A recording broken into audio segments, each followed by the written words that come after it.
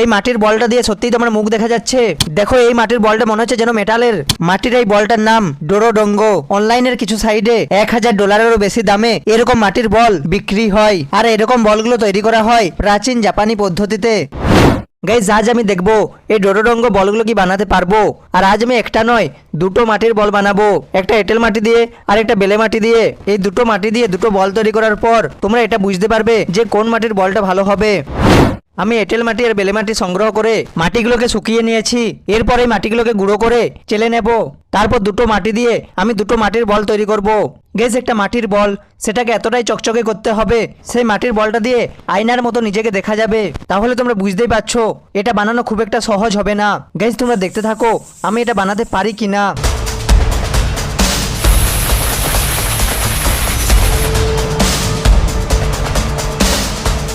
Gas এখন আমি দুই রকম মাটিকেই আলাদা আলাদা করে গুঁড়ো করে চেলে নিচ্ছি।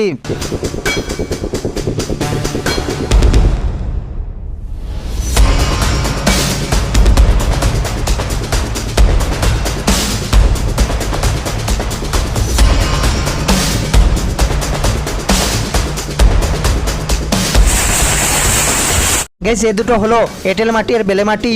এখন এই মাটিগুলো দিয়ে বল তৈরি করব। আর আমি কি তৈরি করতে পারবো একটা চকচকে বল। এখন আমি পরিমাণ মতো জল দিয়ে মাটিগুলোকে ভিজিয়ে নিচ্ছি। আমি একটা চকচকে বল তৈরি করব যেটা দিয়ে আয়নার মতো আমি নিজেকে দেখতে পাবো। আর একটা এমন বল তৈরি করব যেটা দেখে তোমাদের মনে হবে যেন মেটালের বল। বলটা তৈরি করার সময় দেখবে যেন মাটিতে কোনো পাথর আর মাটির বড় টুকরো না থাকে। এখন আমি বেলে মাটি দিয়ে বলটা তৈরি করছি। মাটিটা যখন ভেজাবে তখন জল দেওয়ার সময় লক্ষ্য রাখবে জল যেন বেশি পরিমাণে না দেওয়া যায়। এই মাটিটা দিয়ে এখন আমি যতটা সম্ভব গোল শেপ দেওয়ার চেষ্টা করছি। আর দেখো এখন আমি অনেকটাই গোল শেপের করে দিয়েছি। এবার এটাকে শুকনো করে নিতে হবে। আর এই একইভাবে এঁটেল মাটি দিয়েও একটা গোল শেপের বল বানাতে হবে, তারপর সেটাকেও শুকনো করে নিতে হবে। গেস বেলে মাটি আর এঁটেল মাটির মধ্যে পার্থক্য হয়তো তোমরা সবাই জানো। বেলে মাটির থেকে এঁটেল মাটি দিয়ে বলটা তৈরি করতে এখন আমার সহজ লাগছে। তবে হ্যাঁ, এই দুটো মাটি দিয়ে বল তৈরি করার পর কোন বলটা ভালো হবে সেটা এখনো বোঝা যাচ্ছে না।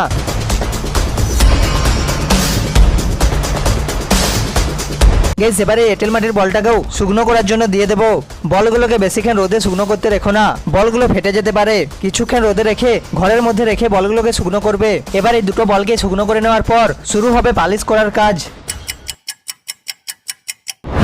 দেখো বলগুলো শুকনো করা হয়ে গিয়েছে।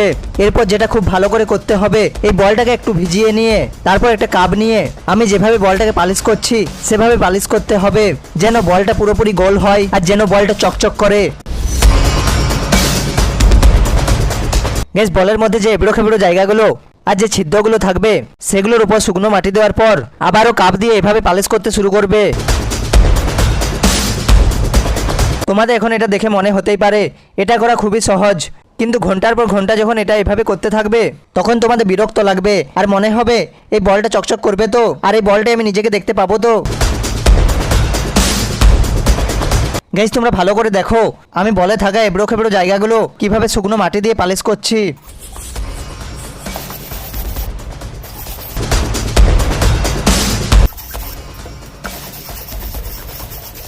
এখন আমি এঁটেল মাটির বলটা যেভাবে তৈরি করছি সেভাবে বেলে মাটির বলটাও তৈরি করব।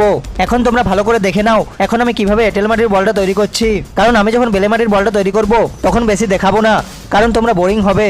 শুধু দুইটা বল তৈরি করার পর তোমরা এটা দেখে বলবে কোন বলটা ভালো হয়েছে।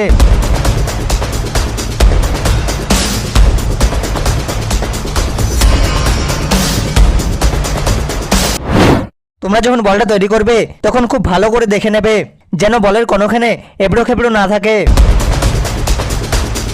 গেস দেখো বলটা পুরোপুরি গোল হয়ে গিয়েছে। আর কিছুক্ষণ পালিশ করলেই বলটা চকচকে হয়ে উঠবে, কিন্তু এখন বলটাকে বেশি না ভিজিয়ে এভাবে পালিশ করতে হবে। গেস দেখো এখন যতই পালিশ করছি ততই বলটা চকচকে হয়ে উঠছে।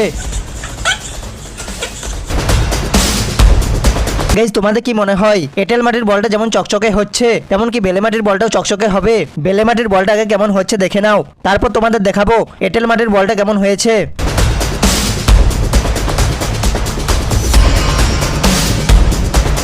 গাইস এই বেলে মাটিটাই বালির পরিমাণ বেশি হওয়ার জন্য পালিশ করতে সমস্যা হচ্ছে। গাইস এই বেলে মাটির বলটা এঁটেল মাটির বলের মতো চকচকে মনে হয় হবে না।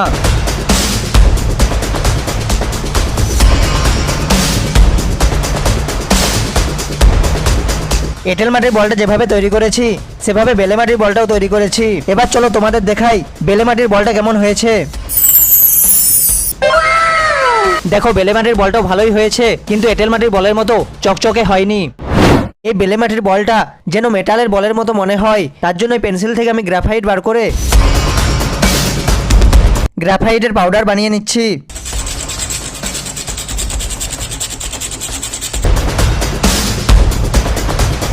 এই গ্রাফাইটের পাউডারগুলো এখন বলটাই ভালো করে মাখিয়ে নিতে হবে, আর তারপরে মাটির বলটাকে মেটালের বলের মতো লাগবে।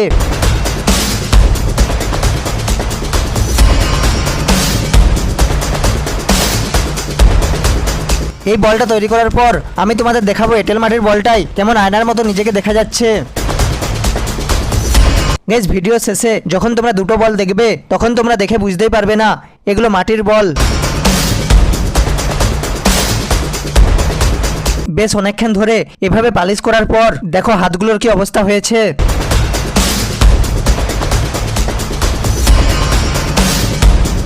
আরো কিছুক্ষণ পালিশ করার পর এবার দেখো বলটা এরকম দেখতে লাগছে। এই বলটাকে আমি আরো ভালো করে দেখাবো, কিন্তু তার আগে চলো এঁটেল মাটির বলটাকে আরো চকচকে করি। এখন এই বলটাকে তেল দিয়ে পালিশ করব, আর তারপর দেখবো আয়নার মতো এই বলটাই আমাকে দেখা যাচ্ছে কিনা। তেল পালিশ না করে আমি একবার এই বলটাই আমাকে দেখার চেষ্টা করছিলাম, তখনও দেখা যাচ্ছিল কিন্তু খুব একটা ভালো দেখা যাচ্ছিল না। এবারে ভালো করে তেল পালিশ করার পর দেখবো কেমন দেখা যায়। দেখো বলটা ভালো করে তেল পালিশ করা হয়ে গিয়েছে। এবার চলো দেখা যাক এই বলটা দিয়ে আয়নার মতো দেখতে পাই কিনা। দেখো বলটাই আমাকে দেখা যাচ্ছে, আশা করি তোমরা ভালো করে দেখতে পাচ্ছ। একটা মাটির বল যেটা এবার আয়নার মতো নিজেকে দেখা যাচ্ছে, সত্যি আমি নিজেই অবাক হয়ে যাচ্ছি। গাইস এই বলগুলো এখন দেখে তোমাদের কেমন লাগছে কমেন্টে জানিও, আর যদি তোমাদের একবার হলো মনে হয় যে এগুলো মাটির বল হতেই পারে না তাও কমেন্টে জানিও, কারণ এই বলগুলো আমি নিজে বানানোর আগে আমিও ভেবেছিলাম মাটি দিয়ে এরকম বল হতেই পারে না।